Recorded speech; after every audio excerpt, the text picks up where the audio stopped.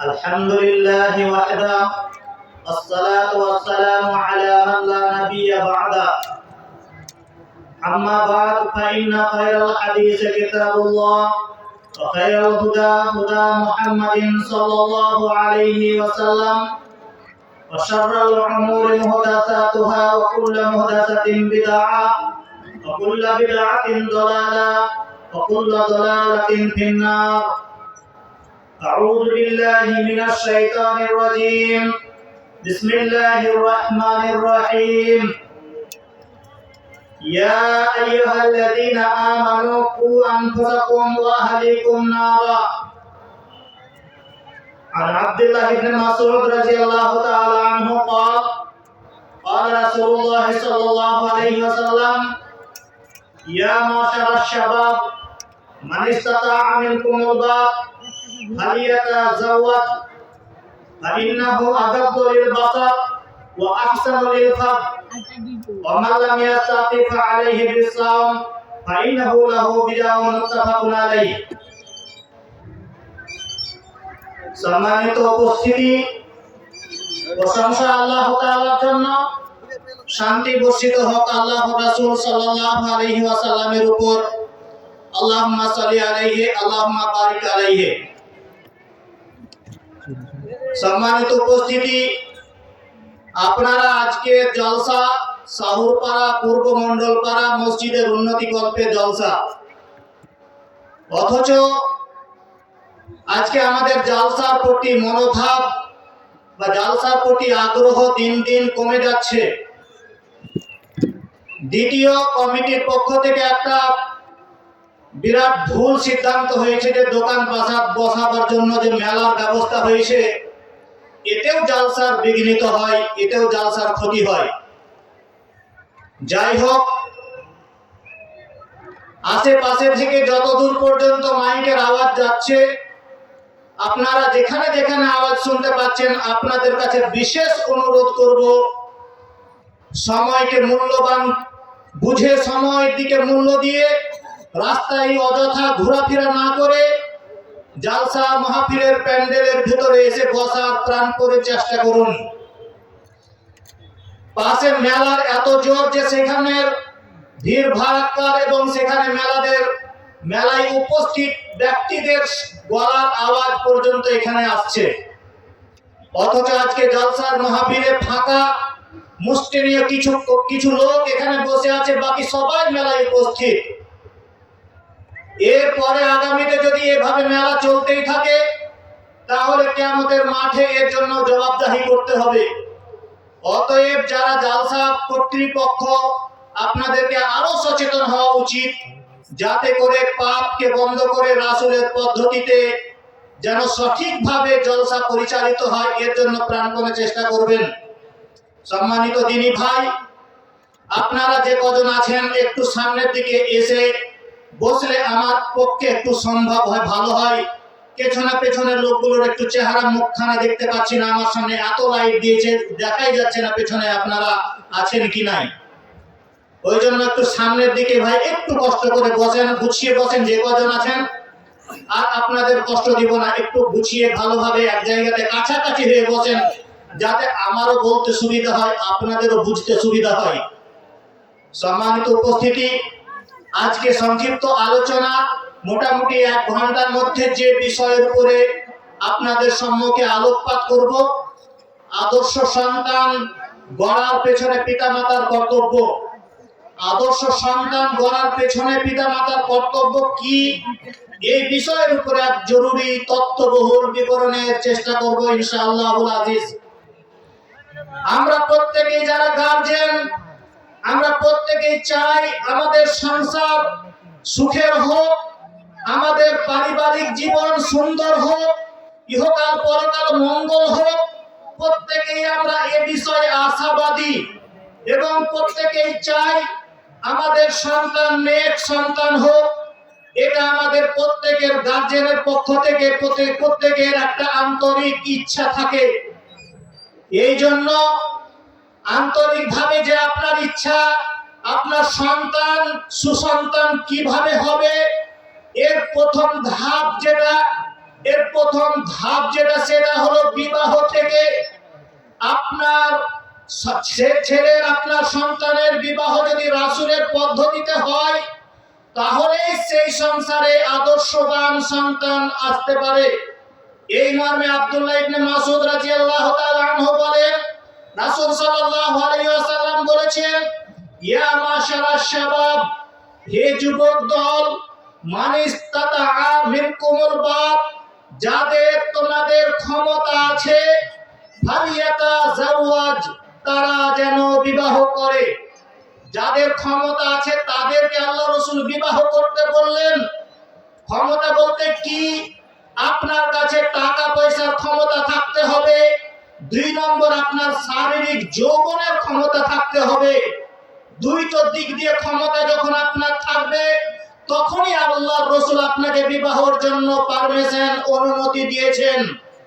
এই জন্য এই হাদিস পুরোপুরি যৌতুক বিরোধী। যারা ভাবছেন যে বিয়ে করলে টাকা পাওয়া যায়, কিন্তু এই হাদিসের ভাষাতে বোঝা যায় যে বিবাহ করলে টাকা খরচ হয়।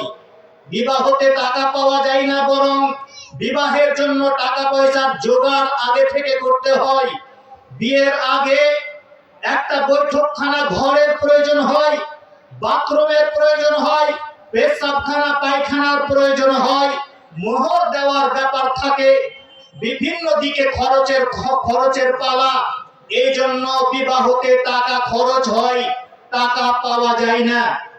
অতএব যারা যুবক ভাবছো যে কিরে বিয়ে করলে টাকা নিব, টাকা নিয়ে বিবাহ করার তুমি কোনো রকম চেষ্টা রাখিও না। যে সমস্ত গার্জেন ভাবছেন ছেলেকে উচ্চ শিক্ষিত করেছি, যত টাকা ছেলের পেছনে ঢেলেছি, অত সমস্ত টাকা সুদে আসলে বিবাহের কাছ থেকে আদায় করব, এরকমের পরিবার খুঁজে বিবাহ দেওয়ার জন্য অনেকেই চেষ্টা করতে থাকে। আপনার সিদ্ধান্ত ভুল। যৌতুক নিয়ে বিবাহ করলে, যে যৌতুক নিয়ে আপনি বিবাহ করবেন, সেই যৌতুকের টাকার কিয়ামতের মাঠে আপনাকে বুঝিয়ে দিতে হবে যুবক। সেই দিন সেখানে টাকা থাকবে না, তোমার আমলনামা থেকে নেকি কেটে, সেদিন আল্লাহ তাআলা তোমার আমলনামা থেকে নেকি কেটে দিবেন, যত প্রকারের, যত রকমের তুমি যৌতুক নিয়েছো। এই জন্যই আল্লাহ রাসূল বললেন, যুবক তুমি বিবাহ করো, কিন্তু বিবাহের পূর্বে তোমার কাছে ইস্তিতাআত, তাকত, ক্ষমতা, টাকার ক্ষমতা, শারীরিক ক্ষমতা দুটোই থাকতে হবে। ফালিয়াতাজাওয়াজ, তবেই তুমি বিবাহ করো। ফাইন্নাহু আগাদ্দু লিল বাসার, বিবাহ করলে লাভ কি হবে? বিবাহ করলে দুটো লাভ। 1 নম্বরে লাভ হবে যেটা, সেটা হলো তোমার চক্ষুকে দমন করা হবে। তোমার চক্ষু নিচু দিকে থাকবে। চক্ষুকে কন্ট্রোল করার মাধ্যম হলো বিবাহ। তোমার চক্ষুকে কন্ট্রোলের মধ্যে, আয়ত্তের মধ্যে রাখার মাধ্যম হলো বিবাহ। বিবাহ করে একজন মহিলাকে তুমি যখন বাড়িতে নিয়ে আসবা, তখন অন্য নারীর প্রতি তোমার আকৃষ্ট থাকবে না, তোমার চাহিদা থাকবে না। কেন? তোমার স্ত্রীর কাছে যা আছে, অপর মহিলার কাছেও তাই আছে। আল্লাহ রাসূল বলেছেন, তুমি রাস্তায় চলতে চলতে যদি বাড়ি থেকে বেরিয়েছো, শিয়ালদায় যাবা, কলকাতা যাবা, রাস্তায় যেতে যেতে কোনো মহিলা, সুন্দরী মহিলা যদি দেখে তোমার মনের মধ্যে কোন রকমের চাহিদা তৈরি হয়, এর যে বাড়ি ফিরে এসো, ইলাফি আহলিহি, তোমার স্ত্রীর কাছে, তোমার পরিবারের কাছে, ওর কাছেও যা আছে এই মহিলার কাছেও তাই আছে। অতএব তোমাকে আর বাইরে রাস্তায় সফর করতে হবে না, তুমি বাড়ি ফিরে এসো। অতএব বিবাহ করলে চক্ষুকে নিচু কন্ট্রোল করার মাধ্যম হলো বিবাহ, চক্ষুকে নিচু রাখার মাধ্যম হলো বিবাহ। এবং 2 নম্বরের লাভ হলো আহসানুল ইলফাজ, তোমার লজ্জা স্থানকে কন্ট্রোল করার মাধ্যম হলো বিবাহ। লজ্জা স্থানকে কন্ট্রোলে রাখতে পারে তারাই যারা বিবাহ করে। বিবাহর পরে জেনার পথ অবলম্বন করে না। বেশির ক্ষেত্রে কিছু কিছু লোক ভুল পথে, শয়তানের খপ্পরে পড়ে, নিজের নাফসের চাহিদাকে পূরণ করার জন্য শয়তানের ধোঁকাতে পড়ে বিবাহের পরেও যারা খারাপ পথে যায়, জেনা ব্যভিচারের পথে লিপ্ত হয়, তাদেরকে বাঁচতে হবে। তবে বেশিরভাগ লোক বিবাহ করার পরে জেনার পথ থেকে বেঁচে যায়, জেনার মতো নোংরা পাপ থেকে বেঁচে যায়। আল্লাহ রাসূল সাল্লাল্লাহু আলাইহি ওয়াসাল্লাম বলেন, আল বিকরু বিল বিকরি জিলদু মিআত তাগরিবু সানা। অবিবাহিত কোন পুরুষ, অবিবাহিত কোন নারী যদি জেনা করে, বিবাহের পূর্বেই যদি জেনায় লিপ্ত হয়, তাহলে তাদেরকে 100 লাঠি মেরে এলাকা থেকে 1 বছরের জন্য তাড়িয়ে দিতে হবে। আজকে সমাজের মধ্যে বহু যুবক যুবতী ধরা পড়ে যারা অপকর্মে লিপ্ত হয়। আজকে সমাজ ব্যবস্থাও এত খারাপ, যারা বিচার করে মরল যারা, তারা বিচারও সঠিকভাবে করে না।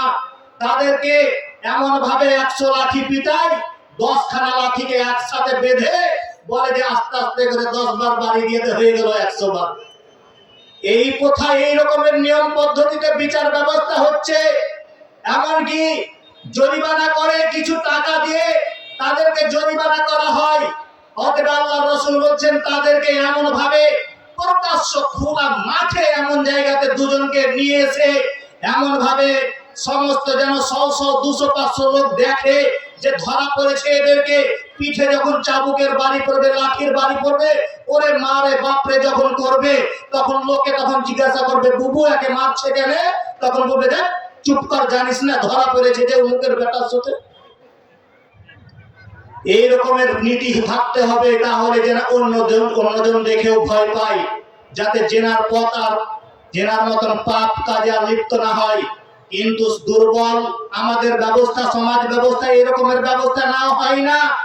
তাই তো আল্লাহ রাসূল বললেন যে জেনার মতন পাপ যদি করে কোন যুবক কোন যুবতী, তাহলে তাদেরকে 100 লাঠি মারো, এবং প্রকাশ্যে মারো, ফাঁকা জায়গাতে মারো, শত শত লোকের সামনে মারো, যাতে করে দেখে অন্য আরেকজন শিক্ষা নেয় যে হ্যাঁ এর সঙ্গে যেটা হয়েছে আমার সঙ্গেও এটা হতে পারে, অতএব আমাকে সাবধান থাকতে হবে।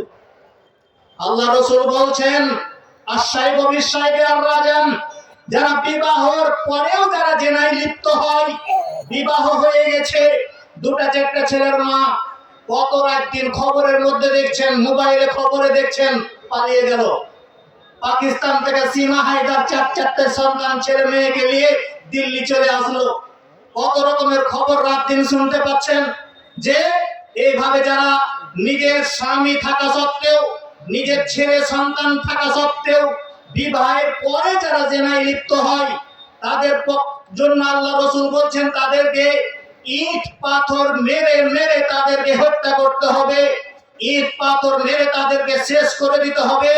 এমনকি তাদেরকে তাদের বেঁচে থাকার কোনো উপায় নাই, দুনিয়াতে কোনো অধিকার নাই। যারা ভাবির সঙ্গে, যে দেওর ভাবি দেওরের মধ্যে যারা এই রকমের অপকর্ম করে, যারা শালিকার সঙ্গে যারা এই রকমের নোংরামি কাজ করে, তাদেরকে ইট পাথর মেরে তাদেরকে হত্যা করতে হবে।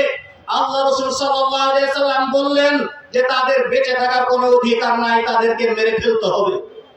এই জন্য দুটো লাভ হবে বিবাহ করলে, চক্ষু নিচে থাকবে, লজ্জা স্থান হেফাজতে থাকবে।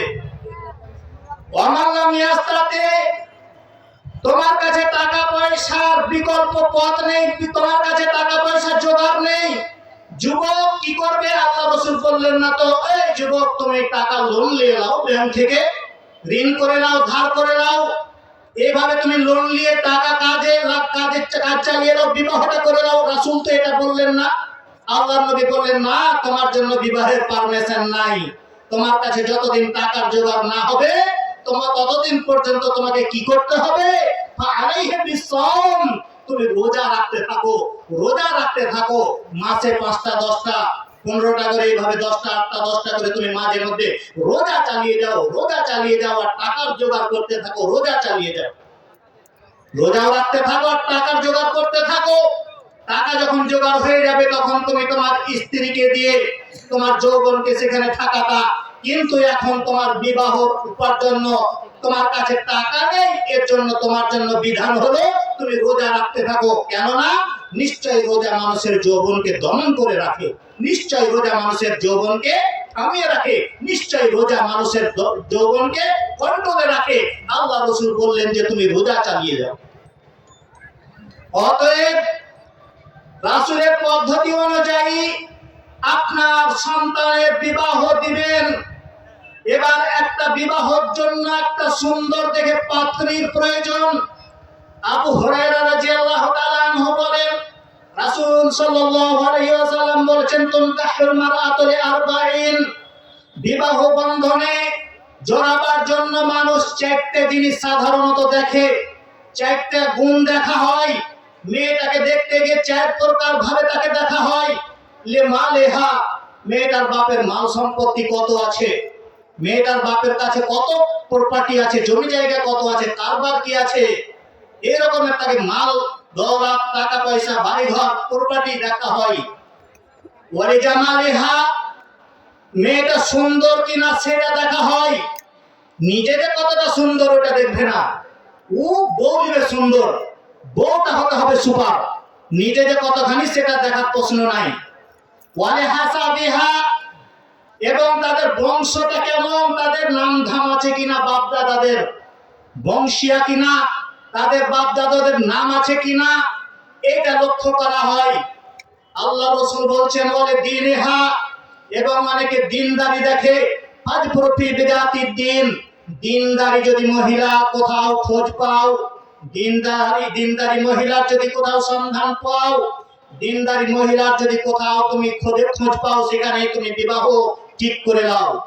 আল্লাহ রাসূল বললেন যে তোমাকে দিনদারিকে প্রাধান্য দিতে হবে, দিনদারি মহিলাকে নিয়ে আসতে হবে। কিন্তু আমরা দুনিয়াদারি লোক, দুনিয়া লোভী লোক, আজকে আমরা দিনদারিটাকে পেছনে ফেলে দিয়ে যেখানে বেশি টাকা পাবো, মাল পাবো, মোটরসাইকেল পাবো, সেখানেই আমরা বিবাহটা জুড়ে থাকি।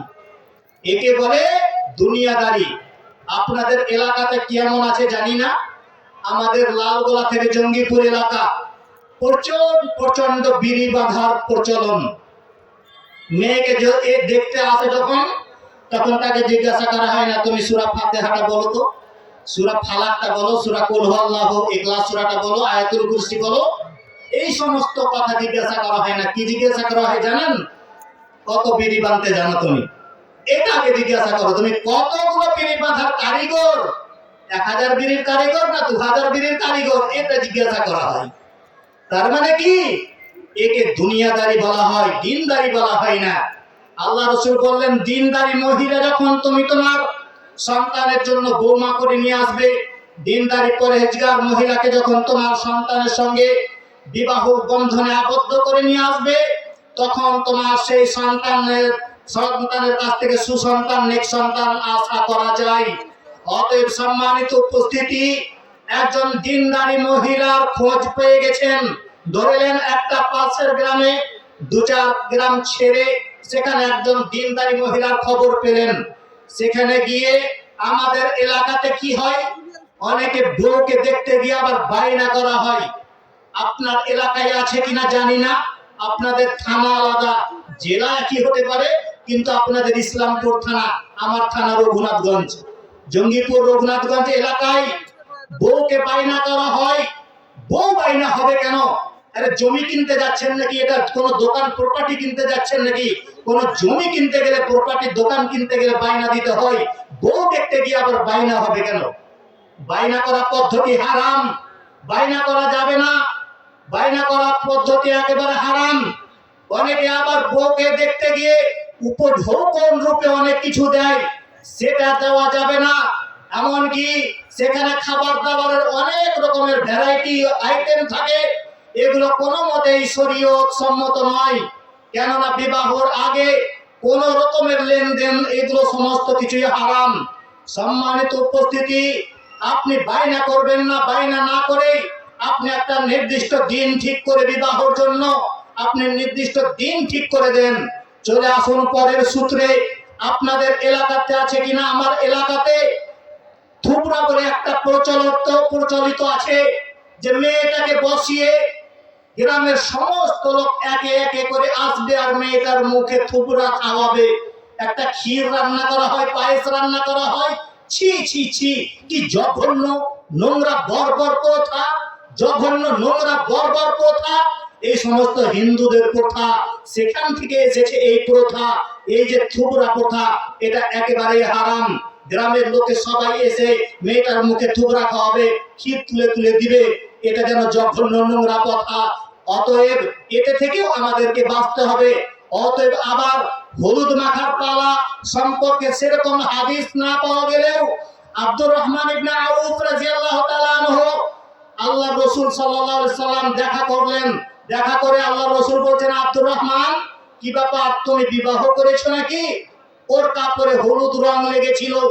তো বলছেন, জি আল্লাহ রাসূল, একটা খেজুরের আঁটি পরিমাণ স্বর্ণ দিয়ে বিবাহ করেছি। দেখেন, গরিব সাহাবী স্বর্ণ দিয়ে বিবাহ করছে। আর আপনার ছেলেকে যদি জিজ্ঞাসা করা হয়, এই বিবাহ করেছো কি দিয়ে? বলছে, না, মোটরসাইকেল নিয়ে। কি আপনার উল্টো, সাহাবা বিবাহ করছেন খেজুর দিয়ে, খেজুর পরিমাণ সোনা দিয়ে, আর আপনার ছেলের বিবাহ হচ্ছে মোটরসাইকেল 1,00,000 টাকা নিয়ে। অতএব আল্লাহ রাসূল বললেন, আচ্ছা, একটা ছোট্ট বকরি হলেও, ছাগলের বাচ্চা হলে তুমি ওলিমা করিও। এইখান থেকে বোঝা যায় যে, এই হাদিস থেকে বোঝা যায় যে হলুদ মাখা জায়েজ, যাবে হলুদ মাখা, কিন্তু সাবধান থাকতে হবে। কোন খালাতো বোন, ফুফাতো বোন, মামাতো বোন, কোন ভাবি তার দেওরের গায়ে হলুদ মাখাতে পারবে না। কোন খালাতো বোন হলুদ লাগাবে না, মামাতো বোন হলুদ লাগাবে না, চাচাতো বোন, ফুফাতো বোন হলুদ লাগাবে না। আল্লাহ রাসূল সাল্লাল্লাহু আলাইহি সাল্লাম বলেন, লা তুবাশিরুল মারআতু আল মারআতা, কোন মহিলাকে ধরে যেন জড়াজড়ি না করে, কোন মহিলাকে ধরে যেন কোলাকুলি না করে, কোন মহিলার গা যেন টিপে টাপে না দেখে। ক্ষতিটা কি হবে? ফাতানা আতহা লিজাওজিহা কান্নাহু ইয়ানজুরু ইলাইহা, যখন আপনার স্ত্রী অপর একজন স্ত্রীর গায়ে কোলাকুলি করে, তার গাকে টিপাটিপি করে দেখে যখন যাবে, রাত্রি বেলায় বিছানাতে শুয়ে তখন বলবে, আসাদুলের বাপ, শোনো, খালেদার মার শরীরটা কত নরম। তখন আপনার স্বামী, তখন আপনি তাকে অন্তরের চক্ষুতে দেখবেন। এই জন্য আল্লাহ রাসূল নিষেধ করেছেন, মহিলার গায়ে যদি হাত দিয়ে বুকে কোলাকুলি করে যদি না করতে পারে, তা আমার তো বুঝে আসে না যে খালাতো বোনটা কি করে তার ভাইয়ের গায়ে হলুদ মাখাতে পারে, ভাবি তার দেওরের গায়ে কি করে হলুদ মাখাতে পারে। এভাবে মাখানো যাবে না। যদি তোমার হলুদ মাখার খুবই শখ হয়, তোমার দাদি মাখাবে, তোমার নানি মাখাবে, তোমার খালা মাখাবে, তোমার মা মাখাবে, তাদের কাছ থেকে নিয়ে মাখো। কিন্তু কোন যুবতী মহিলা তোমার গায়ে যেন হলুদ না মাখায়, না হলে বিবাহের সূচনাতেই ভুল থাকবে, বিবাহের সূচনাতেই ভুল থেকে যাবে। এর জন্য তোমাকে খেসারত কিয়ামত পর্যন্ত টানতে হবে। সম্মানিত উপস্থিতি, আল্লাহ রাসূল সাল্লাল্লাহু আলাইহি সাল্লাম বলছেন, ইন্না মিম্মা তাখাওয়াফু মিনহু আলা উম্মতি, আমার উম্মতের উপরে কয়েকটা জিনিস আমার ভয়, আমার উম্মতের উপরে 3টা জিনিসের আমার ভয়। 1 নম্বর ভয় আল্লাহর নবী করেছেন, আইম্মাতুল মুদাল্লিন, আমার উম্মতের মধ্যে কিছু আলেম হবে, আলেমরাই ধর্মটাকে নষ্ট করে দিবে, আলেমরাই মন গড়া শরীয়ত চালু করবে। আল্লাহর নবী আজ থেকে 1450 বছর আগে এই ভয়টা করে গেছেন যে কিছু আলেম হবে, তারা সবচাইতে ক্ষতি করবে।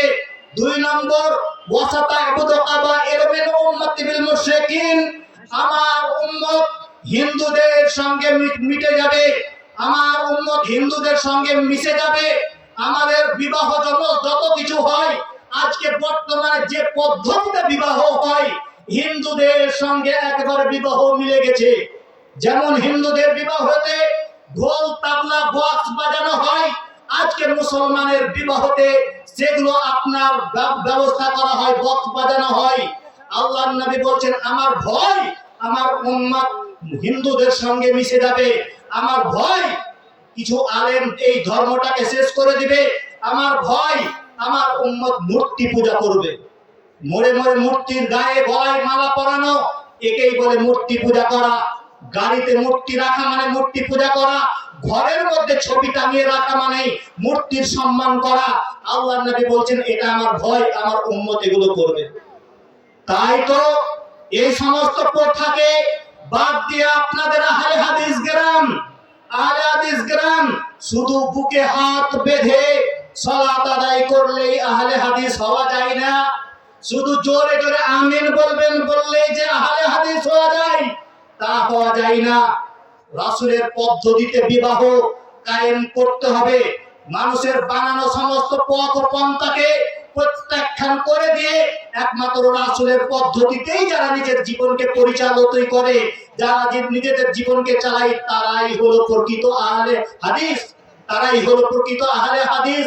জোর করে আপনি আহলে হাদিসের দাবি করিয়েন না। আপনার বাড়িতে আজ পর্যন্ত বিবাহ ঠিক হয়নি, আজ পর্যন্ত আপনার বাড়িতে খাতরার জন্য আপনার অনুষ্ঠান হয়, আপনার বাড়িতে আজকে কত রকমের বেহায়াই কাজ চলে, আবার নিজেকে আহলে হাদিস দাবি করেন। সম্মানিত উপস্থিতি, এর পরের সূত্রে চলে আসুন। বিবাহকে কেন্দ্র করে পরের কাজ যেটা হলো, সেটা হলো কিছু লোক আসবে বিবাহতে, এসে সর্বপ্রথমে যেদিন বিবাহ করা হবে সেই দিনে প্রথম কাজ হবে প্রথমেই কাজ যেটা হবে আল্লাহর হামদ এবং রাসূলের প্রতি দরুদ, তারপরে বিবাহ সম্পর্কিত কিছু কথা আলোচনা।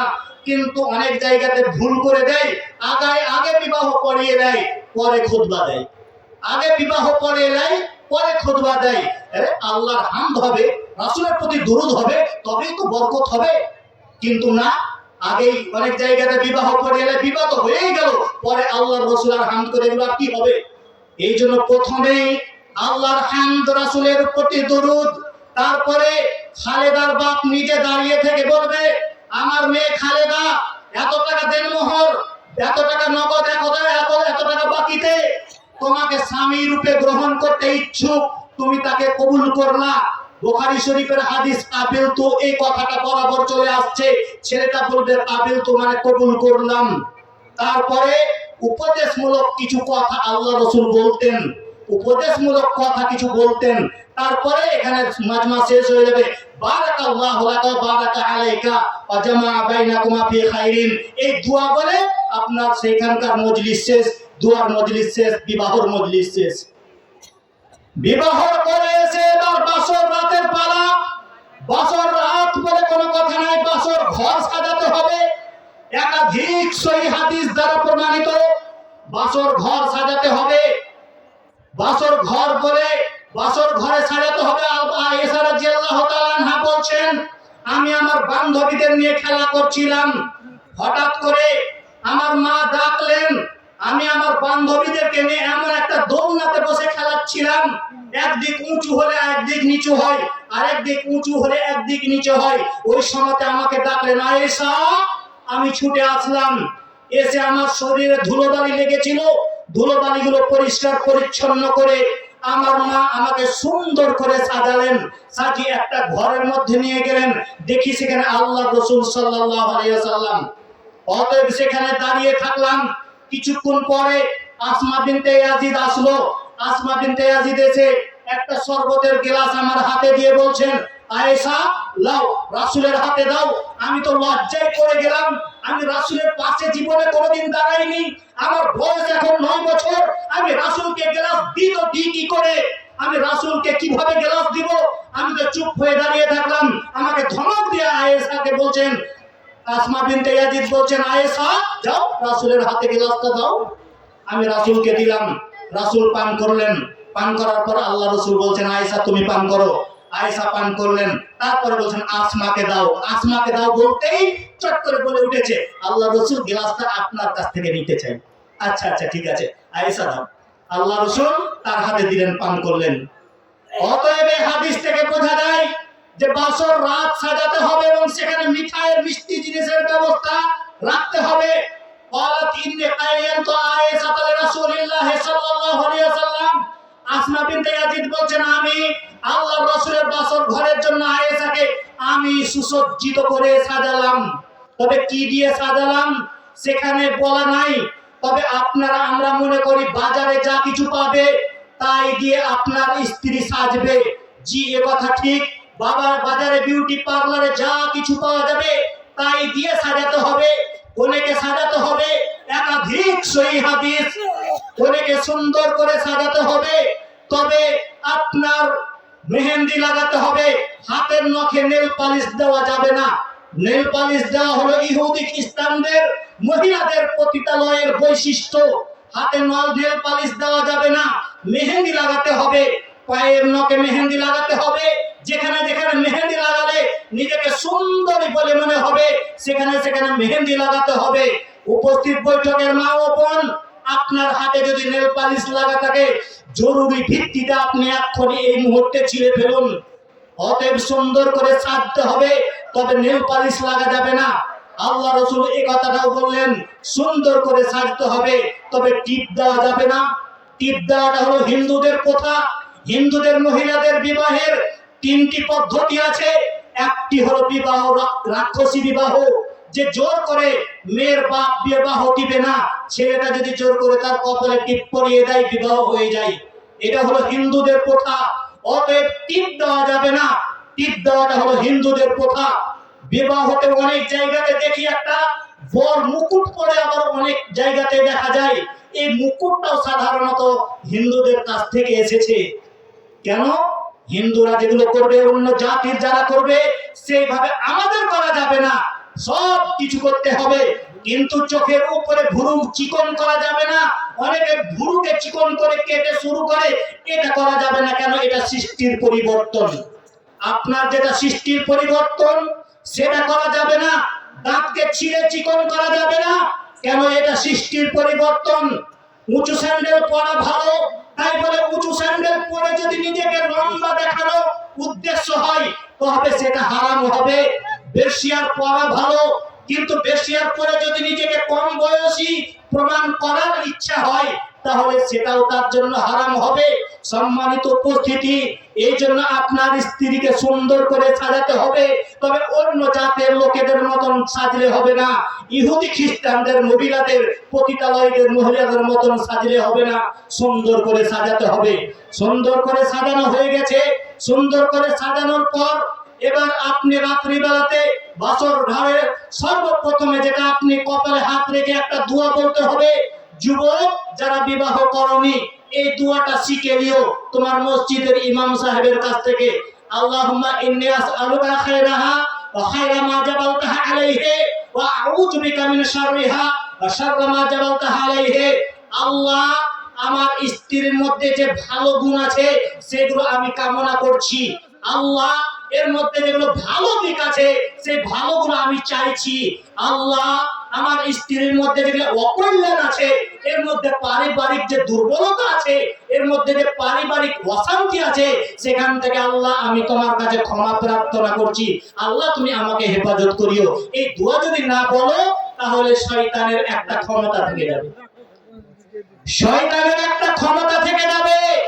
আদর্শ সন্তান হওয়ার পেছনে আপনার কাজ সব তখন বিফল হয়ে যাবে। সম্মানিত উপস্থিতি, দোয়া পড়া হয়ে গেল, শরবত খাওয়া হয়ে গেল, এবার 2 রাকাত সালাত আদায় হবে। 2 রাকাত সালাত স্বামী স্ত্রী আদায় করবে। নফল সালাত, ফরজ সালাত এক জায়গাতে পাশাপাশি দাঁড়িয়ে, মহিলা এবং পুরুষ একসঙ্গে পাশাপাশি দাঁড়িয়ে আদায় করা হয় না। এমনকি মা বেটাতেও হয় না। মা বেটাতেও আদায় করতে পারবে না। হ্যাঁ, কেমন করতে পারবেন? আপনি আপনারটা পড়ছেন, আপনার স্ত্রী নিজেরটা পড়ছে। এই রকমের যদি আলাদা আলাদা হয়, একসঙ্গে জামাতবদ্ধভাবে একই সালাত পাশাপাশি নারী পুরুষের আদায় হবে না। অতএব আগে পিছে দাঁড়াতে হবে। যদি ফরজ সালাত হয় স্বামীকে ইমামতি করতে হবে, তাকবীর ইকামত দিতে হবে, স্বামী ইমামতি করবে, স্ত্রী পেছনে দাঁড়াবে। অতএব সম্মানিত উপস্থিতি, সালাত আদায় হয়ে যাওয়ার পর 2 রাকাত সালাতের পরে লম্বা একটা দোয়া আছে। নিজের পারিবারিক জীবনকে সুন্দর করে শান্তিময় করার জন্য আল্লাহ তাআলার দরবারে আপনি দোয়া করুন। তারপরে চলে আসুন, ইবনে আব্বাস রাদিয়াল্লাহু তাআলা আনহু বলেন, রাসূল সাল্লাল্লাহু আলাইহি ওয়াসাল্লাম বলেছেন, আহাদুহুম ইযা ইরাদা আইয়াতি আহলুহু ক্বালা বিসমিল্লাহ আল্লাহুম্মা জান্নিবনা শাইতানা ওয়া জান্নিবিশ শাইতানা মা রাযাকতানা। আল্লাহ, এবার আমার স্ত্রীকে নিয়ে পারিবারিক জীবন শুরু করতে যাচ্ছি। আল্লাহ, এই দোয়াটা আপনাকে পড়ে নিতে হবে। এই দোয়া আল্লাহ আমরা পারিবারিক জীবনকে শুরু করতে যাচ্ছি, এই শুরুতে আল্লাহ শয়তান থেকে আমরা হেফাজত চাইছি। আল্লাহ তুমি আমাদেরকে শয়তান থেকে হেফাজত করো, আমাদের মধ্যে যে সন্তান তুমি দান করবা সেই সন্তানকে শয়তান থেকে হেফাজত করিও। এই দোয়া যদি ভুলে যান তাহলে শয়তানের একটা বিশাল ক্ষমতা থাকবে। সন্তান আদর্শ সন্তান তৈরি হবে না। আদর্শ সন্তান তৈরি করতে গেলে আপনাকে এই দোয়াগুলো জানতে হবে। এবার সকালবেলা বিবাহের পরের দিন বাসর, রাতের পরের দিন সকালবেলাতেই ওলিমা হবে। 7 দিন পরে 1 মাস পর ওলিমা হয় না। ওলিমা বলতে বউ ভাত, অনেকে বলে বউ ভাত নয়, বউ ভাতকে পরিত্যাগ করে রাসূলের পক্ষ থেকে যেটা আমাদের জন্য সেটা হলো ওলিমা। ওলিমা গঠন করতে হবে। আপনি আপনার সামর্থ্য অনুযায়ী ওলিমা করবেন, ওলিমাতে দাওয়াত দিবেন। একে অপরকে দাওয়াত দেওয়া ভালো। যত লোককে দাওয়াত দেওয়া হবে সমস্ত লোক সেই দাওয়াতে উপস্থিত হবে, সে ওলিমাতে উপস্থিত হবে এবং বরকনের জন্য দোয়া দিবে। কিন্তু আপনি গিয়ে যদি দেখেন সেখানে বউ এবং বৌমার এবং জামাইয়ের ভিডিও করা হচ্ছে, সেখানে গিয়ে যদি ছবি তুলাতুলি করা হচ্ছে, ক্যামেরা রেকর্ডিং করা হচ্ছে, ভিডিও রেকর্ডিং হচ্ছে, আপনাকে ওখানে থাকতে হবে না, আপনাকে ফিরে আসতে হবে। কেন? যেখানে ছবি থাকে, সেখানে যেখানে মূর্তি থাকে সেখানে ফেরেশতা যায় না। আল্লাহ রাসূল সকাল করলেন চিন্তিত মনে, সকালবেলায় চিন্তিত মনে, মনটা খারাপ। মাইমুনাকে বলছেন আল্লাহ রাসূল, মাইমুনা কি যে ব্যাপার? জিবরাইল আমার সঙ্গে ওয়াদা করেছিল, কথা দিয়েছিল রাত্রি বেলায় আসার, কই আসলো না কেন? আসলো কেন কি জানি, মনে হয় আমার খাটের নিচে একটা কুকুরের বাচ্চা আছে, এই জন্য হয়তো আসেনি। কুকুরের বাচ্চাটা ওখান থেকে চলে গেল, তারপরে আবার আল্লাহ রাসূল এখানে পানি ছিটা দিচ্ছেন। কুকুর তো চলে গেছে, তারপরেও তার মন্দ প্রতিক্রিয়া সেখানে থেকে যায়, তাই তো পানি ছিটা দিচ্ছেন। যতক্ষণ পানি না ছিটা দেওয়া হবে ততক্ষণ পর্যন্ত ফেরেশতা আসবে না। পানি ছিটা দেওয়া হয়েছে, এরপরে ফেরেশতা আসলেন, এসে জিজ্ঞাসা করছেন, জিবরাইল তুমি রাত্রে আসার কথা ছিল, কেন আসলে না? আল্লাহ রাসূল এসেছিলাম, এসে দেখি আপনার খাটের নিচে কুকুরের বাচ্চা এসে ফিরে গেছে। তাহলে রাসূলের বাড়ি থেকে জিবরাইল ফিরে গেল। আর ওই জন্য আপনার বিবাহতে যদি ওলিমাতে কোনো ভিডিও হয় সেখানে আপনার থাকা যাবে না। আল্লাহ রাসূল সাল্লাল্লাহু আলাইহি সাল্লামকে আলী রাদিয়াল্লাহু তাআলা দাওয়াত করলেন। দাওয়াত খেতে গিয়ে আলীর বাড়িতে গিয়ে দেখেন ছবি। আল্লাহ রাসূল ফিরে আসছেন, জিজ্ঞাসা করছেন, আলী ইয়া রাসূলুল্লাহ আপনি কেন ফিরে যাচ্ছেন? আপনি কেন যাচ্ছেন? আপনার উপরে আমার মা বাপ উৎসর্গ হোক। আলী তোমার বাড়িতে ছবি, যেখানে ছবি থাকে সেখানে ফেরেশতা আসে না, সেখানে আমার থাকা হবে না। সেখান থেকে ফিরে আসলেন। উমর সিরিয়া গেলেন। উমর সিরিয়া গিয়ে সেখানে একজন ইহুদি উমরকে দাওয়াত করে বলছেন, উমর আপনি আমার দাওয়াত কবুল করুন, আপনি আমাকে সম্মানিত করুন। উমর রাদিয়াল্লাহু তাআলা আনহু বলছেন, তোমাদের ইবাদতখানাতে মূর্তি থাকে। এখানে দেখেন আরো পাল্টে গেল কথা। শুধু আপনার বাড়িতে কেন ছবি থাকলে দাওয়াত কবুল করব না, বরং আপনার ইবাদতখানা মসজিদে যদি থাকে ছবি সেখানেও কবুল করা যাবে না। ওমর বলছেন তোমাদের ইবাদতখানাতে ছবি থাকে, এই জন্য মূর্তি থাকে, তোমার দাওয়াত কবুল করব না। অতএব ছবি মুক্ত, প্রাণী মুক্ত, আপনার ছবি মুক্ত ভাবে বিবাহের ওলিমা করতে হবে। ভিডিও রেকর্ডিং করা বন্ধ করে ওলিমা করতে হবে, তবেই বরকত হবে, তবেই শান্তি মতো আপনার পরিবারটা তৈরি হবে, আদর্শ সন্তান হবে। এবার চলে আসুন আদর্শ সন্তানের পরে পরের সূত্রে চলে আসুন। দিন যায় মাস যায়, 1 মাস যায় 2 মাস যায়, আপনার 6 মাস গেল, 1 বছর পর গেল, একটা সন্তান ভূমিষ্ঠ হলো, সন্তান দুনিয়াতে আসলো। সন্তান প্রসব হওয়ার সঙ্গে সঙ্গেই প্রথম কাজ যেটা হবে সেটা হবে আজান। আজান দিতে হবে। ডান কানে আজান, বাম কানে ইকামত। এ হাদিস জাল, মানুষ বানানো যেটা তরিকা নিয়ম সেটা আজান দিতে হবে। জোরে আজান দিবেন না, আস্তে দিবেন সেটা আপনার ব্যাপার। জোরেও দিতে পারেন, আস্তেও দিতে পারেন। নারী দিবে না পুরুষ দিবে, কি আজান দিবে? মুয়াজ্জিন দিবে না মহিলা দিবে না ইমাম দিবে? যেই সুযোগ পাবে, যারই সুযোগ হবে সেই আজান দিবে। সর্বপ্রথম কাজ হবে আজান দেওয়া। আজান দেওয়ার পরে এবার কি করতে হবে? পরিষ্কার পরিচ্ছন্ন করতে হবে বাচ্চাটাকে। সমস্ত গায়ে শরীরে যে সমস্ত লেগে থাকবে পরিষ্কার পরিচ্ছন্ন করতে হবে। তারপরে একজন আল্লাহওয়ালা নেক লোকের কাছে নিয়ে যেতে হবে। আবু মুসা আশআরী রাদিয়াল্লাহু তাআলা বলেন, আমি আমার সন্তানকে আমি আমার সন্তানকে আল্লাহ রসুলের কাছে নিয়ে আসলাম, আল্লাহ রসুল নিলেন, আল্লাহ রসুল নিয়ে তাহানিক করলেন। তাহানিক মানে একটা খেজুরকে চাপিয়ে নরম করে ওই বাচ্চার ঠোঁটের কাছে লাগিয়ে দিলেন, একে বলে তাহানিক করা, একে বলে তাহানিক করা। অতএব এটা রাসূলের পদ্ধতি। আপনি আপনার সন্তানকে পরিষ্কার পরিচ্ছন্ন করে কোন নেক লোক, পরেজগার লোক, আল্লাহওয়ালা লোক আপনার নজরে যাকে মনে হয় তার কাছে নিয়ে যাবেন। আনাস রাদিয়াল্লাহু তাআলা আনহু বলেন, আমার মা আমাকে সুন্দর করে একটা কাপড়কে দুভাঁজ করলেন, একটা কাপড়ে পরিয়ে দিলেন, একটা কাপড় ঢাকিয়ে দিলেন, ঢেকে দিয়ে আল্লাহ রসুলের কাছে নিয়ে এসে বলছেন, আল্লাহ রসুল এই যে আনাস হাজা খুয়াইদে মোকা, এটা আপনার জন্য খাদেম, এটা আপনার ছোট খাদেম, ফাদউ লাহু, আপনি এর জন্য দোয়া করে দেন। আল্লাহ রাসূল আনাসের জন্য দোয়া করলেন, আল্লাহুম্মা আকসির মালাহু ওয়া ওয়ালাদাহু ওয়া বারিক লাহু, আল্লাহ তুমি আনাসকে তুমি দীর্ঘজীবী করো, আল্লাহ তুমি আনাসকে জীবনে বরকত দাও, আল্লাহ তাকে সম্মান বৃদ্ধি করো, লম্বা দোয়া দিলেন। এটা হলো মা বাপের প্রথম কাজ। কোন ভালো পরেজগার লোকের কাছ থেকে নিয়ে গিয়ে আপনার সন্তানের জন্য তার কাছ থেকে দোয়া নিতে হবে। অতএব দোয়া নিয়ে আপনি চলে আসুন ফিরে, আপনি ফিরে নিয়ে এসে মায়ের কোলে বাচ্চাকে দিয়ে দেন। বাচ্চাকে দিয়ে দেওয়ার পরে প্রথমেই আপনাকে বলতে হবে স্ত্রীকে আপনার, শোনো আবেদার মা, যতক্ষণ পর্যন্ত বিসমিল্লাহ না বলবে ততক্ষণ পর্যন্ত বাচ্চার মুখে যেন এক ফোঁটা দুধ না যায়। কেননা হুযায়ফা রাদিয়াল্লাহু তাআলা আনহু বলেন, রাসূল সাল্লাল্লাহু আলাইহি ওয়াসাল্লাম বলেছেন, ইন্না শাইতান ইস্তাহিল্লু তুআম ওয়া আন্না লা ইয়াযকুরু ইসমাল্লাহি আলাইহি, যে খাবারের মধ্যে বিসমিল্লাহ পড়া হয় না, যে খাবারের মধ্যে বিসমিল্লাহ বলা হয় না, সেই খাবার শয়তান পান করে। অতএব বাচ্চাকে যতবার দুধ পান করাবে ততবার বিসমিল্লাহ বলতে হবে, যতবার দুধ পান করাবে ততবার বিসমিল্লাহ বলতে হবে। বিসমিল্লাহ যদি না বলে তাহলে সেই সন্তানের সঙ্গে সঙ্গে শয়তানও খাবে, নিশ্চিত খাবে, অবধারিত খাবে। রাসূল সাল্লাল্লাহু আলাইহি সাল্লাম বলেছেন যেহেতু খাবেই খাবে। অতএব আপনি আপনার সন্তানকে বিসমিল্লাহ বলে দুধ পান করাবেন। এবার দিন দিন যায়, বাচ্চার বয়স 7 দিন হলো।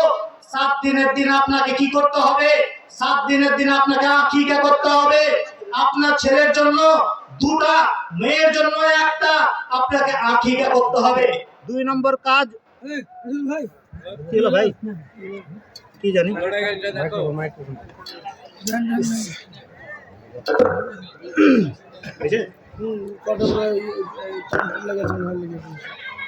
শুনেন, প্রথম কাজ হলো আকীকা করা। 2 নম্বরের কাজ হলো বাচ্চা তার মাথাতে যতগুলো চুল থাকবে সমস্ত চুলগুলোকে নাড়া করে দিয়ে ওজন করে যতটা হবে সেই পরিমাণে চাঁদির দাম ধরে সেটাকে সাদকা করতে হবে। আপনার এটা 2 নম্বর কাজ হয়ে গেল। 1 নম্বর কাজ আকীকা করা, 2 নম্বরের কাজ মাথার চুলকে নাড়া করে সেই পরিমাণের ওজন করে যত পরিমাণ হবে সেই পরিমাণের আপনার রূপর দাম ধরে সেটাকে সাদকা করে দেওয়া। আর একটা কাজ হলো সেই দিন সুন্দর দেখে একটা নাম রাখতে হবে। নাম রাখার ব্যাপারে আজকে আমরা গার্জেন যারা এত উদাসীন, আজকে আমরা না গার্জেন যারা নাম রাখার ব্যাপারে কোনো চিন্তা ভাবনা করি না, যেটা মনে আসে সেটাই রেখে দিই, যেটাই মনে যায় সেটাই রেখে দিই। কোনো নাম রাখার ব্যাপারে আমরা চিন্তা ভাবনা করি না, কোনো আলেম ওলামাকেও জিজ্ঞাসা করি না। আল্লাহ রাসূল সাল্লাল্লাহু আলাইহি সাল্লাম বলেন, ইন আহাব্বা আসমাইকুম ইলাল্লাহি আব্দুল্লাহ ওয়া আব্দুর রহমান। পৃথিবীতে বর্তমানে 850 কোটি লোক, এতগুলো লোকের মধ্যে সবচেয়ে আল্লাহ তাআলার দরবারে 2টো নাম পছন্দ। একটা নাম আব্দুল্লাহ, 2 নম্বরের নাম হলো আব্দুর রহমান। তুদআউনা ইয়াউমাল কিয়ামাতি বিআসমাইকুম ওয়া আসমাই আবাইকুম ফাহসিনু আসমাআকুম। হে গার্জেনগণ, তোমরা তোমাদের ছেলে মেয়েদের নামগুলো শরীয়ত মতো রাখবে, তোমরা তোমাদের ছেলে মেয়েদের নামগুলো কোরআন হাদিস মতো রাখবে। কেননা কিয়ামতের মাঠে আল্লাহ তাআলা তোমার নাম ধরে তোমার ছেলের নাম ধরে ডাকবেন। অতএব নামগুলো ভালো দেখে একটা কোরআন হাদিস মতো আপনাকে নাম রাখতে হবে সেই দিন 7ম দিনে। এবং পোশাকের প্রতি এবার আপনাকে লক্ষ্য রাখতে হবে। বাচ্চা চলাফেরা করতে শিখেছে, কিছুদিন পরে 1 বছর বয়সে পা নিয়েছে, হাঁটতে শিখেছে, আপনাকে প্রথম থেকেই শুরু থেকে ছেলে হলে পায়জামা আর মেয়ে হলেও পায়জামা পরাতে হবে। প্যান্ট চলবে না, আর টাকনুর উপরে থাকতে হবে, টাকনোর নিচে যেন না থাকে। অনেক শিক্ষিতা মা এমএ পাস করেছে নাকি বিএ পাস করেছে, অথচ ওর ছেলের প্যান্টটা এখনো টাকনোর নিচে লটকে বেড়ায়। ও শিক্ষিতা কেন হবে? আমি তোকে বলি মূর্খ। কেন? শুধু শিক্ষিতা যদি হতো তাহলে ওর ছেলের প্যান্টটা উপরে রাখতো, টাকনোর উপরে। আল্লাহ রাসূল সাল্লাল্লাহু আলাইহি সাল্লাম ডাইরেক্ট সোজাসুজি এভাবে বলেননি যে কেউ চুরি করলে জাহান্নামে যাবে, ডাকাতি করলে জাহান্নামে যাবে, জেনা করলে জাহান্নামে যাবে। অথচ আল্লাহর নবী বলেছেন টাকনোর নিচে কাপড় থাকলে জাহান্নামে যাবে, টাকনোর নিচে প্যান্ট লুঙ্গি থাকলে জাহান্নামে যাবে। তিন প্রকার মানুষের জন্য চারটা বিপদ, তিন প্রকার মানুষের জন্য চারটা আযাব। লা ইয়াকাল্লিমুহুমুল্লাহু তাআলা, আল্লাহ রাব্বুল আলামিন তার সঙ্গে কথা বলবেন না। কত বড় পাপী, কত বড় পাপী, আল্লাহ তার সঙ্গে কথা বলবেন না। ওয়ালা ইযাকিহিম, আল্লাহ তাকে পাক করবেন না, পবিত্র করবেন না। ওয়ালা ইয়ানজুরু ইলাইহিম, আল্লাহ তাআলা তার দিকে তাকাবেন না। কত বড় পাপী, আল্লাহ তার সঙ্গে কথা বলবেন না, তাকে পাক করবেন না, তার দিকে তাকিয়ে দেখবেন না। ওয়ালাহুম আযাবুন আলীম, তার জন্য নির্দিষ্ট রয়েছে জাহান্নামের আযাব। এই চার প্রকারের আযাব তিন প্রকার মানুষের জন্য। এক নম্বর মানুষ কারা? সাইফুল জানি, যারা বৃদ্ধ অবস্থাতেও জেনা করে, বুড়ো অবস্থাতেও জেনা করে, দু চারটে ছেলে মেয়ে সংসার আছে তবুও জেনার পথে যায়। তারা কত বড় পাপী, তারা কত বড় পাপী, তার জন্য চার রকমের আযাব। নাম্বার 2 মালিকুল কাজ্জাব, যারা মিথ্যা কথা বলে, মিথ্যা কথার উপরে দায়িত্ব পালন করে, মিথ্যা কথা বলে নিজের দায়িত্বকে চালায়। মৃত্যুক হেড মাওলানা, মৃত্যুক হেডমাস্টার, মৃত্যুক ইমাম, মৃত্যুক মুফতি, মৃত্যুক গ্রাম পঞ্চায়েতের মেম্বার, মৃত্যুক প্রধান, মৃত্যুক এমএলএ, মৃত্যুক মন্ত্রী, মৃত্যুক ভাইস চেয়ারম্যান, মৃত্যুক চেয়ারম্যান, সবাই যারা মিথ্যা কথার উপরে দায়িত্ব পালন করে, মিথ্যা কথা বলা যাদের কাজ অভ্যাস, তারা কত বড় পাপী। আল্লাহ রাব্বুল আলামিন তাদের জন্য চার প্রকারের আযাব। নাম্বার 3 আল মুসবিল, টাকনোর নিচে যাদের কাপড় থাকে, টাকনোর নিচে যাদের লুঙ্গি থাকে, টাকনোর নিচে যাদের প্যান্ট থাকে। অতএব আপনাকে খেয়াল রাখতে হবে, পোশাকে ভুল করিয়েন না। আপনার ছেলে মেয়ের পোশাকটা মেয়েদের জন্য টাকনোর নিচে থাকবে, ছেলেদের জন্য টাকনোর উপরে থাকবে। কিছু কিছু যুবক এটা ভেবে নিয়েছে যে শুধু সালাতের সময়ে নামাজ পড়তে যখন মসজিদে ঢুকে প্যান্টটাকে গুটিয়ে দেয়, মসজিদ থেকে বেরিয়ে যায় প্যান্টটাকে নিচে করে দেয়। কে যে ওকে ফতোয়া দিয়েছে 24 ঘন্টার জন্য, সর্ব অবস্থার জন্য, সারা জীবনের জন্য, সর্ব সময়ের জন্য টাকনোর উপরে প্যান্ট রাখতে হবে, টাকনোর উপরেই প্যান্ট থাকবে, টাকনোর উপরেই রাখতে হবে। পোশাকে ভুল করিয়েন না, পোশাকগুলো যেন আঁটো সাঁটো না হয়। আজকে এমন ধরনের পোশাক চলছে সমাজের মধ্যে, আপনার চোখের লজ্জা হারিয়ে গেছে। তাহাজ্জুদ করেন বুজরুগ আপনি, আপনার স্ত্রী তাহাজ্জুদ করেন, অথচ আপনার বাড়ির মেয়েরা যে চুস পায়জামা পরে নিচের দিক থেকে শুরু হতে হতে উপর দিকে মোটা রান সম্পূর্ণটা বোঝা যায়। আপনাকে ছি ছি ছি একটু লজ্জা লাগে না? আপনার চোখে কি লজ্জা শরম বলতে কিছুই নাই? তাহাজ্জুদ পরে আপনি জান্নাত পাবেন মনে করছেন? শুধু 5 ওয়াক্তের নামাজ পড়লে জান্নাত পাওয়া যাবে নাকি? আপনার মধ্যে হায়া নাই, লজ্জা নাই? এরকম পোশাক পরে কি করে? আপনার বাড়ির উঠোনে, আপনার বাড়ির আঙনে আঙনে কি করে ঘুরে বেড়াতে পারে এরকম পোশাক পরে? আল্লাহর নবী বলেন আল হায়া ওয়াল ঈমান কারনাও জামিয়া, লজ্জা এবং ঈমান দুটো পাশাপাশি জমা ধরে আছে। ইদা রুখিয়া আহাদুহুমা গুফিরা কাহু, একটা যখন চলে যায় আর একটা তখন বেরিয়ে যায়। লজ্জা যখন চলে যায় মানুষের, ঈমান তখন চলে যায়। আল হায়াউ মিনাল ঈমান ওয়াল ঈমানু ফিল জান্নাত, লজ্জাই হলো ঈমান, ঈমানটাই হলো জান্নাত। লজ্জাই হলো ঈমান, ঈমানটাই হলো জান্নাত। আল্লাহ রাসূল সাল্লাল্লাহু আলাইহি সাল্লাম বলেন ইন্না মিম্মা আদরাকান নাস মিন কালামিন নবুওয়াতিল উলা ইদা লাম তাস্তাহি ফাসনা মা শিতা। প্রত্যেকটা নবী একটা করে বাক্য বলেছেন। যে বাক্যটা দাউদ আলাইহিস সালাম বলেছেন, যে বাক্যটা ইব্রাহিম আলাইহিস সালাম বলেছেন, বাক্যটা আমাদের শেষ নবী মুহাম্মদ সাল্লাল্লাহু আলাইহি সাল্লাম বলেছেন। বাক্যটা কি? ইদা লাম তাস্তাহি ফাসনা মা শিতা, যখন তুমি লজ্জা করবে না তখন তুমি সব কিছু করতে পারবে। যখন তোমার লজ্জা থাকবে না তখন তোমার সব কিছু তোমার জন্য সম্ভব। ওই জন্য আজকে লজ্জা নেই, তাই তো মাথা চুল উলঙ্গ করে রাস্তায় ঘুরে বেড়াই। লজ্জা নাই, তার জন্যই তো মাথার চুল ছোট করে আল্লাহ রাসূল সাল্লাল্লাহু আলাইহি সাল্লাম বলছেন, সালাসাতুন লা ইয়াদখুলুনাল জান্নাতা, তিন প্রকারের মানুষ কোনোদিন জান্নাতে যাবে না, তিন শ্রেণীর মানুষ কোনোদিন জান্নাতে যাবে না, তিন শ্রেণীর মানুষ কোনোদিন জান্নাতে যাবে না। তার মধ্যে কে? এক নম্বর তারা আদায়ুসুল্লাযী ইযা কাসাল কাজ, যার বাড়ি থেকে বেহায়ার সুযোগ হয়, তারা কোনোদিন জান্নাতে যাবে না, তারা কোনোদিন জান্নাতে যাবে না। যে দুই নম্বর তারা যারা পুরুষের বেশধারী নারী, পুরুষের বেশধারী নারী, পুরুষের মতন প্যান্ট পরে, পুরুষের মতন পায়জামা প্যান্ট পরে, পুরুষের মতন জুতো পরে, পুরুষের মতন চুলকে ছোট করে, পুরুষের মতন গেঞ্জি পরে রাস্তায় বেহায়ার মতন যারা ঘুরে বেড়ায়, তারা কত বড় পাপী, তারা কোনোদিন জান্নাতে যাবে না, তারা কোনোদিন জান্নাতে যাবে না। নাম্বার 3, মুদমিনুল খামর, যারা নেশাদার দ্রব্য ব্যবহার করে, নিয়মিত বিড়ি, গুল, জর্দা, তামাক, সিগারেট যারা নিয়মিত ব্যবহার করে, তারা জান্নাতে যাবে না, তারা জান্নাতে যাবে না। আজ থেকে 1450 বছর আগে বলে গেছেন। আল্লাহ রাসূলের বাক্যটা আপনাকে বোঝাবার জন্য আমি বলছি। আল্লাহ রাসূল সাল্লাল্লাহু আলাইহি সাল্লাম শুধু তাই নয়, আরো যেন মনে হচ্ছে আজকে এই মুহূর্তে এই অবস্থাতে এক্ষুনি আপনার বাড়ির অবস্থা দেখে দেখে আল্লাহ রাসূল বলছেন, কি বলছেন? নিসাউন, মহিলা, কাসিয়াতুন, কাপড় পরে থাকে, আরিয়াতুন, অথচ উলঙ্গ। বুঝতে পারলেন না? নিসাউন মানে মহিলা, মেয়েরা, মেয়ে ছেলে যারা, কাসিয়াতুন কাপড় পরবে, আরিয়াতুন অথচ উলঙ্গ। এবার আপনি বলুন কোন পোশাকটা উলঙ্গ?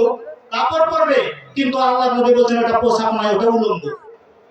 ওই পোশাকটা উলঙ্গ যে পোশাক পরে শরীরের হাব ভাব বোঝা যায়, শরীরের গায়ের চামড়ার সঙ্গে চামড়াতে জড়িয়ে থাকে, চিপকে থাকে, যে পোশাক পরে শরীরের উঁচু নিচু অঙ্গ উপভোগ করা যায়, বোঝা যায়, সেইটা পোশাক সম্পর্কে আল্লাহর নবী বললেন যে এই রকমের পোশাক এমন একটা যুগ আসবে যারা পরবে কিন্তু তাদের সম্পূর্ণ তারা উলঙ্গ হয়ে থাকবে। শুধু তাই নয়, তারা কি করবে? তারা রাস্তায় যখন চলাফেরা করবে তখন তারা কখনো ডান দিকে তাকাবে, কখনো বাম দিকে তাকাবে, কখনো মুচকি হাসবে, ও মায়েলাতুন, নিজেরা মায়েল হবে, ও মামেলাতুন, এবং তারা অপরের প্রতি আকৃষ্ট হবে। ফলাফল লা ইয়াদখুলুনাল জান্নাতা, তারা জান্নাতে যাবে না, যাবে না। তারা জান্নাতে যাওয়া তো দূরের কথা, ওয়ালা ইয়াজিদান্না রিহাহা ওয়া আন্না রিহাহা লা ইউজাদু মিন মাসিরাতি কাযা ওয়া কাযা, জান্নাতের বহু বছর দূরের রাস্তা থেকে জান্নাতের খুশবু পাওয়া যাবে, অথচ ওই সমস্ত মহিলারা জান্নাতের খুশবু পর্যন্ত পাবে না। সম্মানিত উপস্থিতি, এই জন্য আপনি পোশাক ভুল করবেন না, পোশাক পরাবেন মার্জিত রকমের পোশাক। উপস্থিত বৈঠকের মা ও বোন, আপনাকে এর আগেও আমি বহুবার বলেছি, আপনি শাড়ি ব্লাউজ পরবেন না, যদি বা শাড়ি ব্লাউজ পরবেন 2 শার্টের ব্লাউজ করতে হবে, আপনার হাতের কবজি পর্যন্ত লম্বা হয়ে হাত চলে আসবে, মাজার দিকে আপনার কোমর পর্যন্ত নিচের দিকে নেমে যাবে। 1.5 থেকে 1.5 মিটার কাপড়, 1 থেকে 1.5 মিটার কাপড় দিয়ে ব্লাউজ তৈরি করে সম্পূর্ণটা যেন পরিষ্কার ভাবে ঢাকা হয়। আর আপনি অর্ধ উলঙ্গ হয়ে মানে 6 ইঞ্চির মতো পিঠের খান ঢেকে, বাকিটা আপনার পেট পিঠ দেখিয়ে, আপনার মাথার চুল দেখিয়ে আপনি তাহাজ্জুদ করে জান্নাত যেতে চাইছেন? জান্নাত নিজের বাপের সম্পত্তি নাকি পৈতৃক সম্পত্তি যে জান্নাত মনে হলে চলে যাব? আল্লাহ রাসূল সাল্লাল্লাহু আলাইহি সাল্লাম বলেন, মন মতন চলবে যারা, হুজিবাতুন নারু বিসাহওয়াত ওয়া হুজিবাতুল জান্নাতু বিল মাকারিহি, আইন কানুন নিয়ম মাফিক দিয়ে আল্লাহ তাআলা জান্নাতকে ঘিরে রেখেছে, আর মনের খাহেসাত দিয়ে জাহান্নামকে ঘিরে রেখেছে। মন মতন চলে যারা জাহান্নামে যায়, তারা উলঙ্গ হয়ে চলে যারা, মন মতন চলে তারা, মন মতন চলে যারা জাহান্নামে যাবে তারা। আজ থেকে 1450 বছর আগে আল্লাহ রাসূল বলে গেছেন। সম্মানিত উপস্থিতি, পোশাকের দিকে ধ্যান করার পর আপনার বাচ্চার বয়স এবার চলে আসুন। বছর যায়, আপনার বাচ্চার বয়স 7 বছরের হয়েছে। 7 বছর বয়স আপনাকে কি করতে হবে? আল্লাহ রাসূল বলেন, মুরু আওলাদাকুম বিসসালাত ওয়া হুম আবনাউ 7 সিনিনা। আপনার বাচ্চার বয়স 7 বছর বয়স, আপনাকে সালাতের জন্য আদেশ করতে থাকতে হবে, আদেশ করতে হবে, বলতে হবে, বেটা বৎস চলো, আব্বু সালাতের জন্য চলো। ঠান্ডার সময় পিঠে হাত বুলিয়ে, মাথায় হাত বুলিয়ে, বুঝিয়ে বাজিয়ে গরম পানি করে, আব্বু চলো সালাত আদায় করতে হবে, চলো। 7 বছর বয়সে উপস্থিত বৈঠকের যারা শ্রোতা, আপনারা বলুন তো 7 বছর বয়সে কারা কারা আপনাদের সন্তানকে বলতে থাকেন? 10 বছর বয়সে আল্লাহ রাসূল বলেছেন 10 বছর বয়সে তোমার সন্তানকে মায়ের দিতে হবে, মেরে তাকে সালাত আদায় করাতে হবে। 10 থেকে নিয়ে 15, 7 থেকে নিয়ে 15, 8 বছর আপনার ট্রেনিং চলবে। 8 বছর ট্রেনিং চলবে শুধু সালাতের প্রতি আপনি তাকে জমাবার জন্য। 15 বছর বয়সের এমন কোন ছেলে, 15 বছর বয়সের এমন কোন মেয়ে যেন বাড়িতে না থাকে বেনামাজি অবস্থাতে। এই জন্য সালাত একটা এমনই বিধান, সালাত আদায় করতেই হবে। সালাত আদায় করতে গেলে কাপড়ের প্রয়োজন হয়, কাপড় আপনার কাছে নাই, বিনা কাপড়েই সালাত আদায় করতে হবে। কাপড় আপনার কাছে নেই, একদম উলঙ্গ আছেন, উলঙ্গ অবস্থাতেই সালাত আদায় করতে হবে। সালাত আদায় করতে গেলে পশ্চিম দিকে মুখ করে সালাত আদায় করতে হয়। পশ্চিম বুঝতে পারছেন না, এমন পরিস্থিতি টেনে বাসে আছেন, আপনাকে বিনা পশ্চিমে সালাত আদায় করতে হবে। আপনি পানির প্রয়োজন হয়, পানি পাচ্ছেন না, তায়াম্মুম করে আপনাকে সালাত আদায় করতে হবে। তায়াম্মুমের জন্য মাটি পাচ্ছেন না, বিনা মাটিতে বিনা তায়াম্মুমেই সালাত আদায় করতে হবে। সালাত এমনই একটা বিধান, এর মাপ নাই। আপনি দাঁড়িয়ে করতে পারবেন না, বসে পড়বেন, বসে পড়বেন না, পারবেন না, শুয়ে পড়বেন, কিন্তু সালাত কোনো সময় আপনার জন্য মাপ নাই। অন্য অন্য বিধান আছে যেগুলো আপনাকে আদায় করার জন্য বিকল্প পথ আছে। আপনি রোজা রাখতে পারবেন না, অন্য বিকল্প পথ আছে। হজ করতে পারবেন না, বিকল্প পথ আছে। কিন্তু আপনার সালাত এমনই একটা ইবাদত, এর জন্য আপনাকে নিজেকে আদায় করতে হবে। আল্লাহ রাসূল এর জন্য বলেছেন বাইনাল আবদি ওয়া বাইনাল কুফরি তারকুস সালাত। সালাত আদায় যারা করে তারা আল্লাহর প্রিয় বান্দা, যারা সালাত আদায় করে না তারা কাফের। এই হাদিসের ব্যাখ্যা দিতে গিয়ে সেই সময় ইমাম আহমদ ইবনে হাম্বল বলেছিলেন যারা সালাত আদায় করে না, অলসতা ভাবে সালাত আদায় করা ছেড়ে দেয়, তাদেরকে হত্যা করতে হবে। ইমাম আবু হানিফার মতে সেই সময় ফতোয়া দিয়েছিলেন তাদেরকে ধরে জেলখানায় বন্দী করতে হবে। বর্তমান ওলামারা ফতোয়া দিচ্ছেন স্বামী সালাত আদায় করে স্ত্রী করে না, বা স্ত্রী সালাত আদায় করে স্বামী করে না, তাদের বিবাহ থাকে না, তাদের বিবাহ থাকবে না। লোকজন ডাকতে হবে না, এলাকার মন্ত্রী ডাকতে হবে না, এলাকার মেম্বার ডাকতে হবে না, এমনিতেই শেষ হয়ে যাবে। সম্মানিত উপস্থিতি, যাই হোক দীর্ঘক্ষণ আলোচনা যেগুলো করা হলো, সহিহ কোরআন ও হাদিসের মধ্যে নিজের সন্তানদেরকে জাহান্নাম থেকে বাঁচার জন্য, জান্নাতে যাওয়ার জন্য আমাদেরকে গার্জিয়ানদেরকে সতর্কতা হতে হবে, নিজেদেরকে সাবধান হতে হবে। আপনাদেরকে নিজেকে বাচ্চাদের সঙ্গে সময় দিতে হবে। এদিকে ওদিকে পুরো চায়ের দোকানে মোড়ে গিয়ে বসা অভ্যাসটা পরিবর্তন করুন। আজকের আলোচনার শেষ হাদিস বলেই আজকে সংক্ষিপ্ত আলোচনা এখানেই সমাপ্ত করব। উকবা ইবনে আমির রাদিয়াল্লাহু তাআলা আনহু قال قلت يا رسول الله من نجات। আল্লাহ রাসূলকে বলেন, আল্লাহর রাসূল বাঁচার উপায় কি? পরিস্থিতি এরকম, এলাকার দেশের পরিস্থিতি এরকম, বাইরে গেলেই গুনাহ, জাহান্নাম থেকে বাঁচবো কিভাবে? আপনার কোনদিন মনে হয়েছে ইমাম সাহেবকে জিজ্ঞাসা করি, হালাত এরকম, পরিস্থিতি এরকম, এরকম হয়ে গেল যুগ, কি করে বাঁচবো জি ইমাম সাহেব? কিন্তু সাহাবী আল্লাহর নবীকে বলছেন, আল্লাহ রাসূল মান নাজাত, বাঁচার উপায় কি? 3টা অপশন। বক্তব্যের সমস্ত অংশটা ভুলে গেলেও এই 3টা কথা সঙ্গে নিয়ে যাবেন। 3টা কথা, 3টা বাক্য, 3টা অপশন, এই 3টাকে সাথে নিয়ে যাবেন। যে জামিরুল ইসলাম বলে গেছিল জঙ্গিপুর থেকে এসে বাঁচার 3টা পথ, জামিরুল ইসলাম বলে গেছিল বলতে যাবেন, এটা ভুলবেন না। আমলিক আলাইকা লিসানাকা, নিজের মুখকে কন্ট্রোল করো, নিজের মুখকে বন্ধ করো। মুখ খুললেই ক্ষতি, মুখ খুললেই বিপদ, মুখ খুললেই তোমার বিপদ। অতএব নিজের জবানকে বন্ধ রাখো, মুখকে বন্ধ রাখবা। নাম্বার 2, ওয়া সাআকা বাইতুকা, নিজের বাড়িতে থাকো। বাড়ি থেকে বেরোলেই পাপ, বাড়ি থেকে বেরোলেই গুনাহ, বাড়ি থেকে বেরোলেই ক্ষতি। অতএব তুমি তোমার বাড়িতে থাকো, নিজের আহাল পরিবারকে নিয়ে তাদেরকে ভালো আদব কায়দা, ভালো শিক্ষা দাও, তাদের সঙ্গে সময় ব্যয় করো। নাম্বার 3, ওয়ায়াবকা আলা খাতিয়াতিকা, নিজের পাপগুলোকে স্মরণ করো, নিজের পাপগুলোকে স্মরণ করে করে আল্লাহ তাআলার দরবারে কান্নাকাটি করো, তাহলেই বেঁচে যাবা। সম্মানিত উপস্থিতি, রাসূলের সহিহ পদ্ধতিতে আমরা আমাদের জীবনকে পরিচালনা করার জন্য আল্লাহ তাআলা আমাদের তৌফিক দান করেন এবং আমাদের শরীর রাসূলের সুন্নাত অনুযায়ী নিজেদের সন্তানদের বিবাহ দিয়ে তাদের সন্তানদের কাছ থেকে আবার সুসন্তান পাওয়ার আসার জন্য তাদেরকে সহিহ রাসূলের পদ্ধতিতে বিবাহ করার তৌফিক যেন দান করেন। ওয়া আখিরু দাওয়ানা আলহামদুলিল্লাহি রাব্বিল আলামিন। আসসালামু আলাইকুম ওয়া রাহমাতুল্লাহি ওয়া বারাকাতুহু।